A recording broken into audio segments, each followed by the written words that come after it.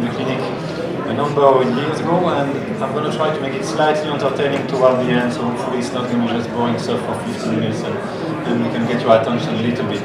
So basically, what we've done is that 4 years ago we implemented what's called closed-loop medication administration, and that means that the full drug process in the clinic is completely electronic. So I'll go very quickly through that, and that's going to be our case study for today's presentation. So really, from the moment you're a patient in the clinic, a doctor will put electronic prescription on you. We don't have any paper chart or paper prescription, everything is electronic. At the point of order, we will have what we call clinical decision support tools, which is something I'll go into a little bit more detail as to what does it do for the patient. Our drugs are then administered in those little boxes you can see on the top and left-hand side, which have barcodes which are used to identify every single drug, the dosage, etc., etc. And then at the bedside, we basically have our nurses administering drugs, scanning the patient, scanning the wristband, scanning the drugs, making sure that everything works well. So here I've literally summed up 4 years of our life in 2 minutes, which is interesting. But I'm going to first talk about the good things. What are the benefits of that? And why do we do that? And to some extent, from a very simplistic point of view, are we doing that just to be moving from that piece of paper on the left-hand side to what we see on the right-hand side? So here I know we have a lot of people that are working in the health industry here. Just to give you a quick reminder, that piece of paper on the left-hand side for you is a medication administration record. On that piece of paper, the patient, we know what drugs you're under, what's the dosage of those drugs, when you need to take them, and how you need to take them. It is data, nothing else, it's on a piece of paper. Misinterpretation of that data for you as a patient can and very likely will have critical impact on your care and on your recovery when you're a patient in a hospital. So, obviously, moving from here to there, purely from a legibility point of view is a big thing, but is that the only reason why you would go to such a project to actually do that? And I'm going to use a very, actually, maybe just a little bit of a personal story to show you that it's a lot more than just that. So a few years back, I had to bring my son to the A&E department of our public hospital. He was under 3-year-old, he had an infection. The GP told us, look, you need to bring him to the A&E right now. He was a bit worried, so we are a bit freaked out as parents, so we drove there very quickly, arrived to the A&E department for pediatrics. We spent 7 hours there, but that's I suppose, a complaint for another story. We were seen by a doctor for 2 minutes, same thing, complaint for another story, and we got a prescription. So we got a prescription with 2 drugs for my son. And then we went to the local pharmacy to get those 2 drugs. And literally, I've never waited so long in a pharmacy. I waited for nearly an hour to get the drugs, and I couldn't understand what was the problem there. And I could see that the pharmacists were on the phone for that full hour, back and forth, ringing again. And then after 45 minutes, she just called me to the counter and said, look, I'm really sorry to make you wait for that long, but I just have some very serious question about the prescription that I just received from the doctor there, and I just want to double check with him before I actually give you the drugs. And I said, well, geez, of course, you take your time, no problem there. So we waited another 15 minutes. So out of the 2 drugs that a very busy doctor obviously had prescribed, there was 2 errors on it. So the first thing was that the type of drug was very large tablet. And for anybody who have kids around 3 years old, very large tablet with a 3-year-old is not a perfect combination, especially when those type of drugs exist on a syrup format. Okay, that's a genuine mistake. The second error was a little bit more of a problem because it was actually a dosage that he had recommended for an adult rather than a 2-year-old child. So that's a bit more of an issue there. What is extremely frustrating, especially for someone or people like you working in our industry, that would my child have been taken care in the hospital where I implemented the solution, the doctor would not have been able to prescribe what he did. And I'm not here to say that we have a bad doctor, we had a busy doctor. And when you're busy, sometimes you forget some very simple thing. So, for example, every time we order drugs in our organization, we have what we call dose ranges. And those ranges allow that we make sure that depending on the patient condition, age, etc., only specific dosage of drugs can be administered or prescribed. we have things like lab warning. So lab warning meaning that there's a lot of drugs that need to be prescribed depending on the condition the patient is on, such as the lab result. So here you can see all the different lab results of that patient before you even put a prescription. We have also conflicts. When you're a patient in an hospital, you're usually under a fair amount of drugs already. And when someone is going to prescribe the drugs on you, there's a good chance that there is going to be some negative interaction between the drug that you're already under and something that they already tried to prescribe. And here the system will basically tell you which one are those. Like with any project, there's a big question. Does it work? Does what we do or what we implement work? And I think that's something that every single one asks ourselves every time we implement change in an organization. So very simple example. You see that little kind of conflict box. You have a number of buttons there. You have a button that's called override. And override means that I'm a doctor, I know the consequence of those interactions, but I'm still going to go and prescribe the drug. Or I've got this button, which is replace order, meaning that, you know what, I know that you gave me that information, I'm going to change my prescription.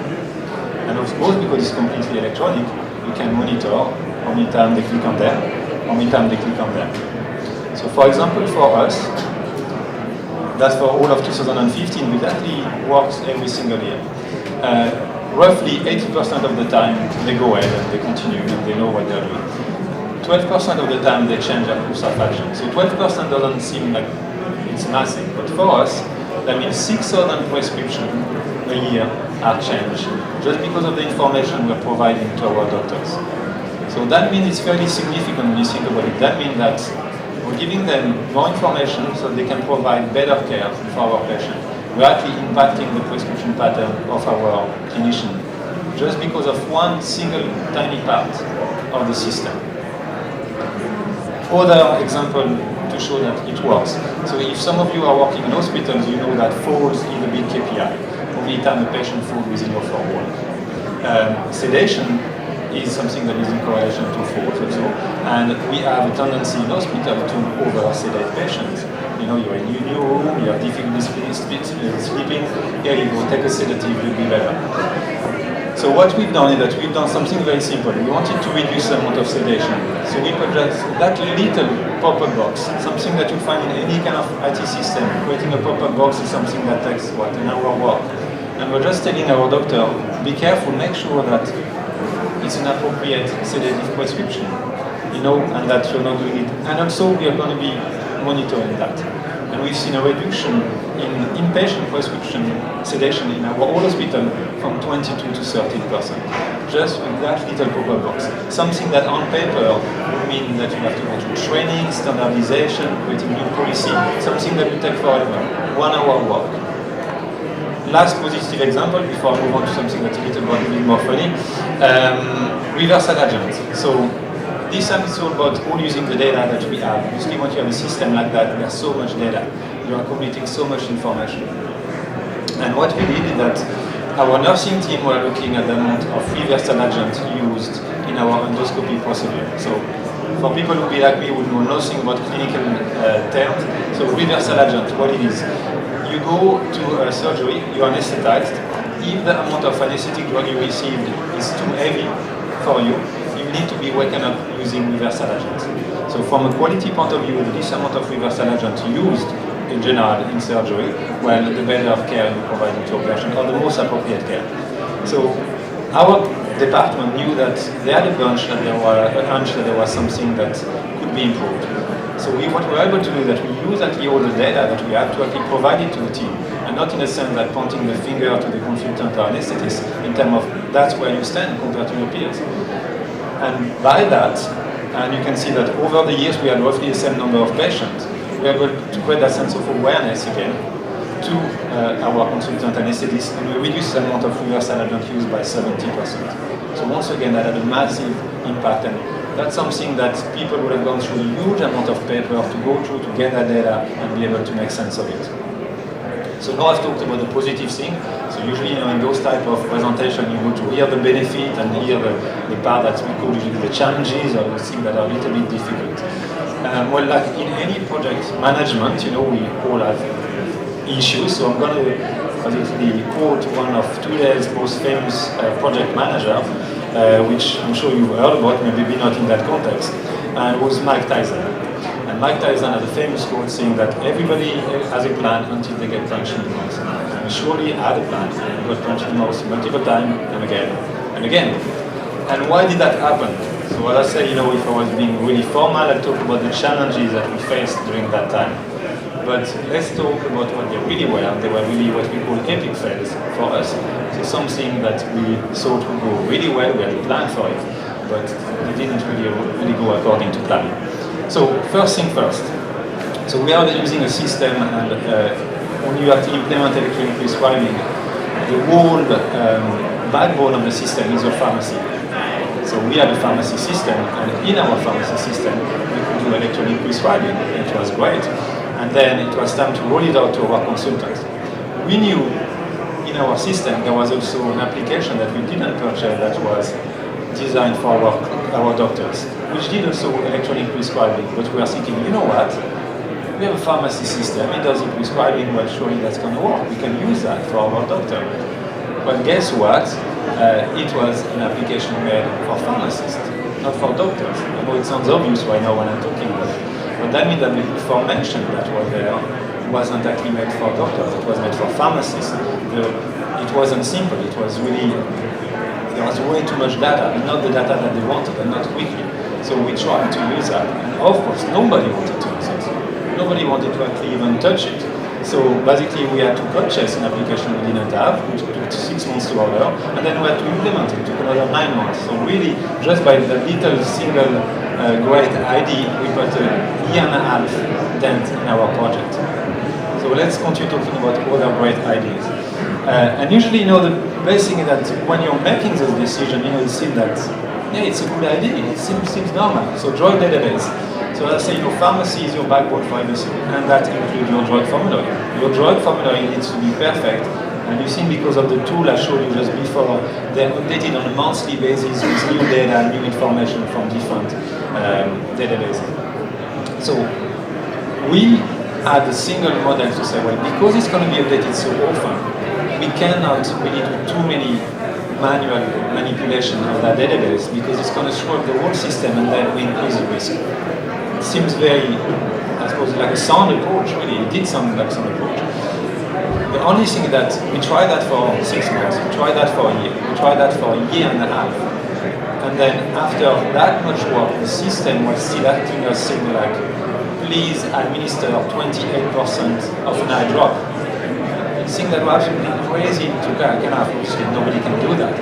And we had to realize, well, look, it's not going to work. It's actually making the system unsafe, what we're trying to do. Unsafe for prescribers, unsafe for nurses, unsafe for patients. So we had to actually spend another 6 months to actually create a whole new way to look at that drug formulary, create what we call templates for different type of drugs on how they were administered, how they were prescribed, so that they would be actually able to be done in a safe environment for our patients. And I'll finish by some of small one, hardware, wireless. We had a wireless. Having a wireless that is good for your patient entertainment doesn't mean that it's fit for purpose for clinical use. Literally our whole drug delivery system now rely on our wireless. When patients were using it and the wireless wasn't working for 5 minutes, not a big deal. When for 5 minutes you cannot actually administer drugs, it's not as much as a little deal. And lastly, one of the best examples, so drug cards. So we bought those fancy, beautiful, high-tech drug cards, and they were fantastic. They were top of the range, super expensive, and they had all the drugs in electronic drawer. You had to use the system to take all the right drugs of the drawer. It was business. It was really good. There was just one little problem with them. When those drug cards or mobile cards ran out of charge, and everybody who's using mobile cards in the organization know that they do run out of charge because people forget to plug them, it took a good 10 minutes for the system to reload. And during those 10 minutes, all those drawers were locked with all the drugs inside. Nobody could get them out, so if there was a patient emergency, you cannot access the drug. So a little bit of an issue, as you can imagine. We had to send them all back to the supplier, and now we have a little drug card with a padlock in it, which works fantastic. So I finished the talk on that. I hope there was a little bit of entertainment that I told you, and that the benefits were also interesting for you and something for your time today.